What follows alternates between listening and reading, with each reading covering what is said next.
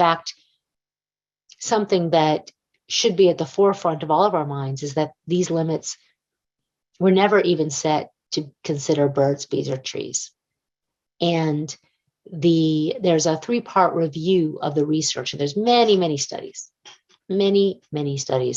that looked at impacts to animals and wildlife.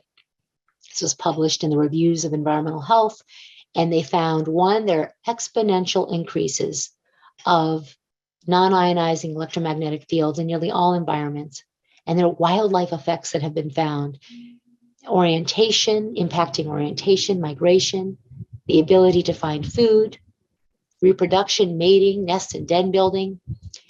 And the authors, who are esteemed experts, Blake Levitt, who's published several books on this issue, Dr. Henry Lai, and who has extensive publications and did research showing DNA damage, genotoxicity from exposure years ago, and was attacked as a scientist, and Albert Manville, who's a former U.S. Fish and Wildlife biologist, now retired. And they argue that this is a novel form of pollution, and we need rules at regulatory agencies that should designate air as habitat for wildlife so that this exposure can be regulated like other pollutants.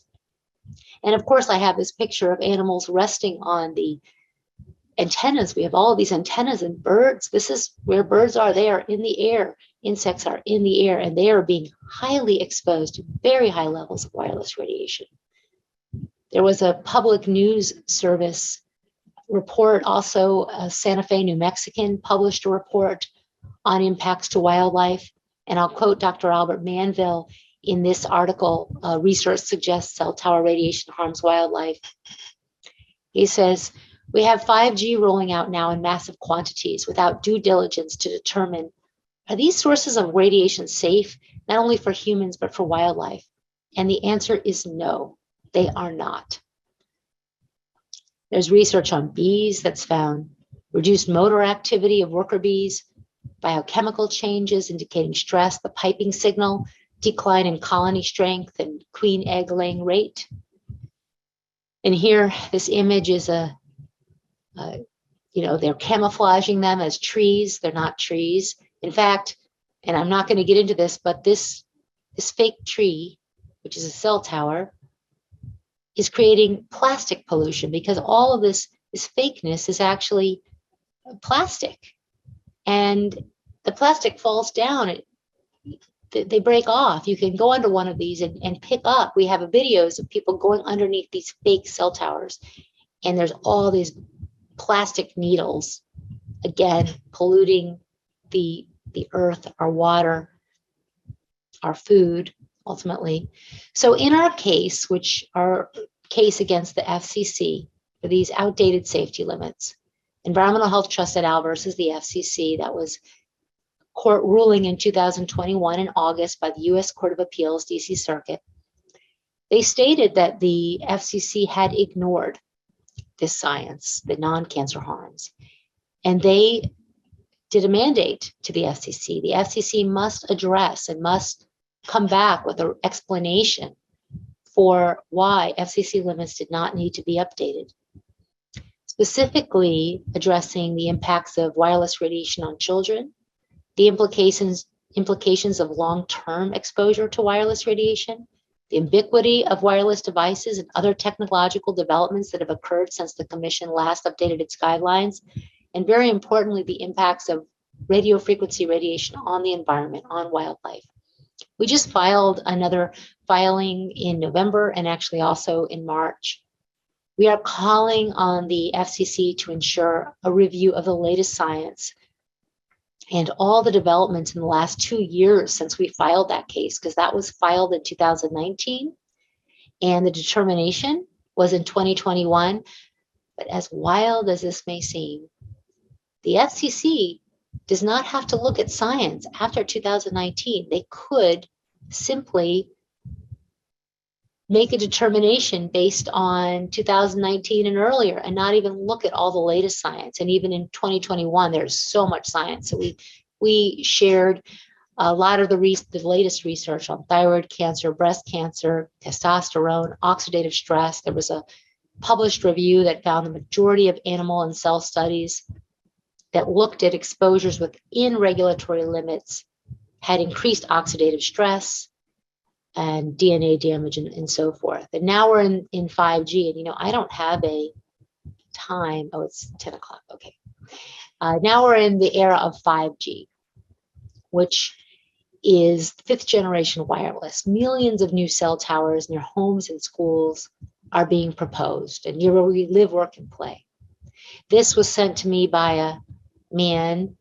We get sent pictures of cell towers in front of homes by people all the time, and they ask the same question. Is this safe? Am I okay? I'm having issues with my sleep.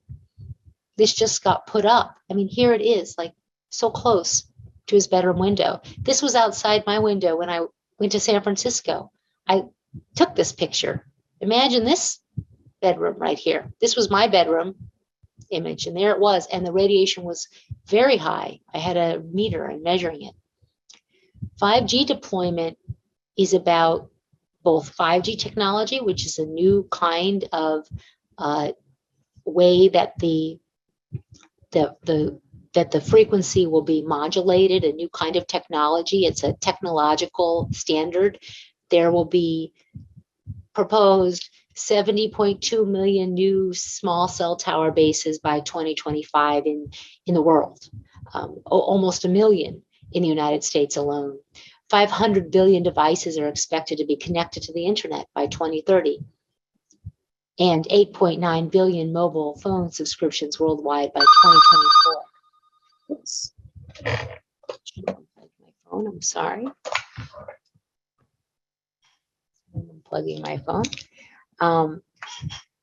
So 5G will also mean all of these new wireless devices, the Internet of Things, Wi-Fi and Bluetooth speakers, wearables, appliances, and a 700% increase in mobile data traffic globally projected between 2017 and 2022. Now, on our website at ehtrust.org, you can go. We have a fact sheet where we link to all of the industry reports that have these projections. This is a picture by a professor in Pittsburgh who sent me this. This is what is in front of her home, and this is what she sees when she looks out the window. You see the window, and right here, and the radio frequency radiation simulations that she sent me, that the company sent her, all within legal limits. However, higher than I have ever seen in a home. I have never seen simulations that were as high as what she shared with me. The levels which scientists who work on this, independent scientists, say are safe are much, much lower than what our regulatory limits are. So it is unacceptable when you hear, don't worry, it's so low, it's only 1% of FCC limits, or in this case, it was almost 50% of FCC limits, sky high. 0.1% of FCC limits is still too high. We have a lot of work to do.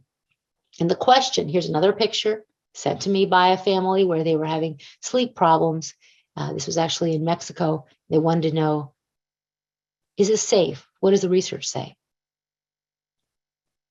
This is absolutely unacceptable. The radiation comes through the window into the living, sleeping space. This is her bedroom. So I'm going to tell you a story. This image you see is called a small cell. It's not that small, is it? It's a light fixture topped with an antenna. You've got electrical boxes. In some cases, you'll see these big boxes on the ground. But this is a small cell popped on a streetlight in California. And the mother, who has 4 kids and wanted to find out, well, is this safe? So she wrote the FCC and had a whole conversation with a lawyer at the FCC, who could not come up with any reports showing safety. He said, it's safe, but yet could never, when she said, well, show me those papers where this has been reviewed for cell tower radiation. And he was unable to do so. And finally, he said, rather exacerbatedly, he said, well, The small cell does not exceed FCC's maximum permissible exposure limits, and they have been deemed safe by the FDA not to show adverse health effects in humans. So she, being determined with her emails, wrote the FDA and said, well, where's safety? Have you looked at the science? What have you found?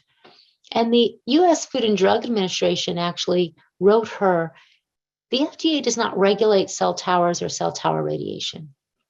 Therefore, FDA has no studies or information on cell towers to provide in response to your questions. And that was by an attorney who's the director of the FDA Office of Policy Center for Devices and Radiological Health. Now, if you go to the FDA, it certainly looks like there's safety. In fact, the word safety is plastered all over the website. But they've actually not looked at, one, cell towers at all, two, anything but cancer, three, when they looked at cancer, they did a literature review, which they're putting forward as some sort of health risk assessment, which it's not. It's not a hazard assessment. There's no review of FCC limits in there, actually, even though it's put forward in that way. And as the University of Pittsburgh Law Review put forward in their report, the FCC keeps letting me be why radio frequency radiation standards have failed to keep up with technology. And I quote, the FCC and FDA have failed in their obligation to prescribe safe radio frequency radiation guidelines produced from wireless communication devices to protect the public health and safety.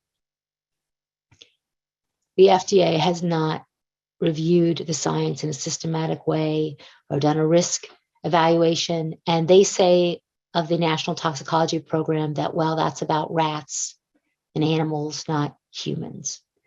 They completely discount the Ramazzini Institute study, which looked at much lower levels of radiofrequency radiation and found the same tumors as the NTP. So cell tower radiation is an environmental exposure in need of federal accountability. We have completely dropped the ball. There is no agency looking at this issue.